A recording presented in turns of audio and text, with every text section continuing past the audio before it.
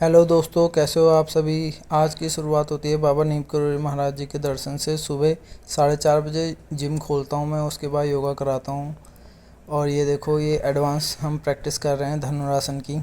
इसमें हेल्प लेके अभी कर रहे हैं। ये बॉडी वार्म अप हमारा पहले ही हो चुका था, कुछ ही लोगों का हो पा रहा था। ये बार बार हम कोशिश कर रहे थे एक दूसरे को कराने की, और थोड़ा वीडियो भी बनाई, लेकिन अभी होल्ड नहीं हो पा रहा है।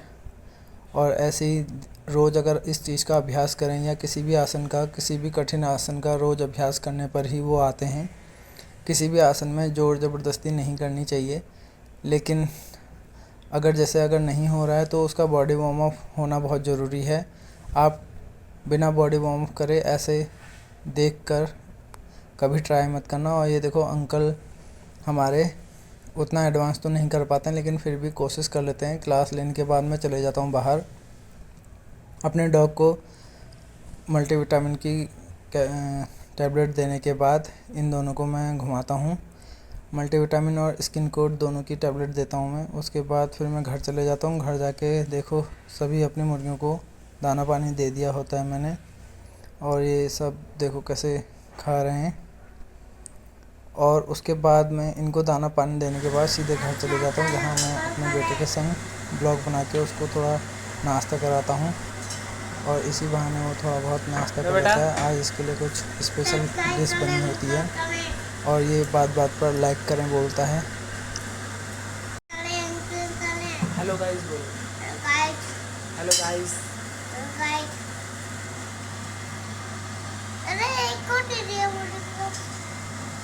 उसके बाद स्कूल के लिए तैयार करते हैं इसको। और आज ये कुर्ता पजामा पहन के जाता है, क्योंकि आज हरेले के त्यौहार के उपलक्ष्य में एक दिन पहले स्कूल में ऐसी यूनिक ड्रेस पहनने को बोला होता है, इसलिए हम इसे कुर्ता पजामा पहना देते हैं। और ये देखो कैसा लग रहा है हमारा बेटा। इसमें हम अच्छे से इसकी फ़ोटो वीडियो खींचते हैं। उसके बाद इसको स्कूल भेजते हैं। कैसे हो आप सब? आप कैसे हो तब? पापा को लाइक करें। मेरा नाम तन्मय धकुला है, बोलो। मेरा नाम है तमन दीपारा। तेरे बैठ चल बोलो, लाइक करें। अभी लाइक करें। क्या मैं चाहता करें। Hello guys. तन्मय को तैयार करने के बाद हम चले जाते हैं नीचे रोड पर। और देखो हमने किस तरीके से तन्मय को तैयार किया है। उसके बाद हम वैन का इंतज़ार करते हैं कि वैन आएगी तो तन्मय को बैठा के हम भी अपने और काम करेंगे। उसके थोड़े ही देर बाद वैन आ जाती है, और वैन में हम तन्मय को बैठाते हैं। वैन में बैठते ही खुश हो जाता है ये, और आते वक्त ये हमेशा सो के आता है। देखते हैं आज ये सो के आता है या उठ के आएगा। और वैन में बैठा के बाय बोलकर हम इसे विदा करते हैं। और फिर उसके बाद तन्मय को वैन में बैठा के हम चले जाते हैं अपने बगीचे में।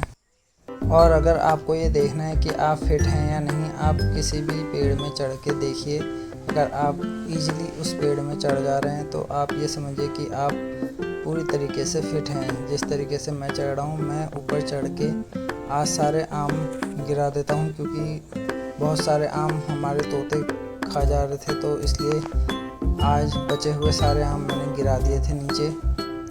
देखो, पेड़ के लास्ट टॉप में चढ़ गया था मैं। और पेड़ में चढ़ना ही नहीं, पेड़ में उतरना भी अपने आप में एक फ़िटनेस का प्रदर्शन है। अगर आप फिट हैं तो आप इजीली पेड़ से उतर भी सकते हैं और चढ़ भी सकते हैं। देखो किस तरीके से मैं इजीली पेड़ से उतर पा रहा हूँ। और ये हमारे केले के पेड़ हैं। देखो, ये केले की चरखी हमारी लगी है, बहुत बड़ी हो चुकी है। इसमें 2 पेड़ों में और केले लगे थे, वो तो गिर गए थे। और इसमें हमने लकड़ी का टेक लगा रखा है। और ये इस आम के पेड़ में से हमने सारे आम तोड़ दिए हैं। ये रहा हमारा एक मिनी बगीचा, जिसमें आम के पेड़ और केले के पेड़ हैं। और ये रही हमारी बकरियां, ये है। और हम चले जाते हैं अंदर। यहाँ मैंने असील की मुर्गी बैठाई होती है, आज अंडा देने गई होती है असील की मुर्गी। और इसके नीचे मैंने एक डमी एग रखा होता है, ताकि उसे देख के ये अंडा वहीं दे। उसके बाद तन्मय आ जाता है स्कूल से, और स्कूल से आते ही अपने दादा को देख लेता है ये, तो दादा को भी साथ में चलने को बोलता है।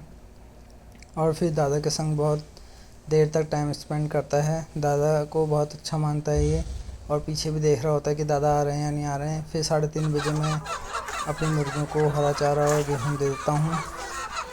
और देखो किस तरीके से गेहूँ खाते हैं और हरा चारा खाते हैं। अभी तो ये हरे चारे को उतना देख नहीं रहे हैं क्योंकि इनको पता है इसके बाद गेहूँ मिलने वाला है। तो गेहूँ मिलते ही ये देखो कैसे गेहूँ पर टूट पड़ते हैं ये। उसके बाद लास्ट में हरा चारा भी ख़त्म हो जाता है। और ये मैं अंडे कलेक्ट करता हूँ। आज देखते हैं कितने अंडे आए हैं। 1 2 3 4 5 अंडे अब तक हो चुके हैं। 6 7 8 8 9 10 11 12 13 14 15 16 17 18 8 टोटल 18 एग आए हैं। और बाहर आते ही मैं देखता हूँ अपनी असील की मुर्गी का फेस, जो बहुत ही सूजा हुआ होता है क्योंकि इसकी फ़ाइट उस पीले मुर्गे से हुई होती है।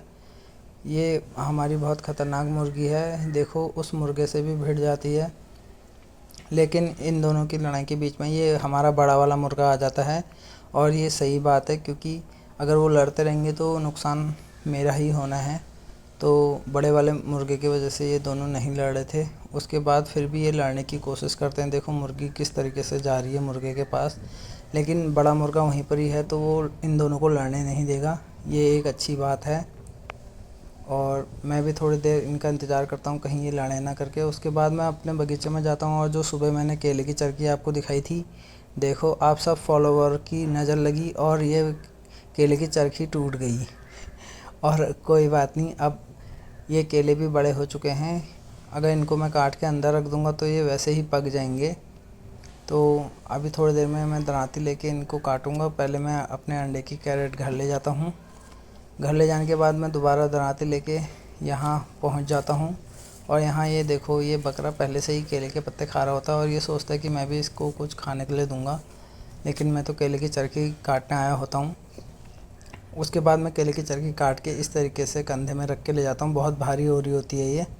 उसके बाद मौसम अचानक बिगड़ जाता है, लेकिन अच्छी बात ये रहती है कि बारिश नहीं होती, थोड़ी हवा चलती है तो बादल थोड़े हट जाते हैं, तो मुर्गियों के लिए सही रहता है। उसके बाद मैं अपनी क्लास में आ जाता हूँ। क्लास में आने के बाद थोड़ा बच्चों को एक्सरसाइज कराता हूँ। और आपको मेरा ब्लॉग पसंद आया तो लाइक शेयर सब्सक्राइब ज़रूर करें। Thank you so much.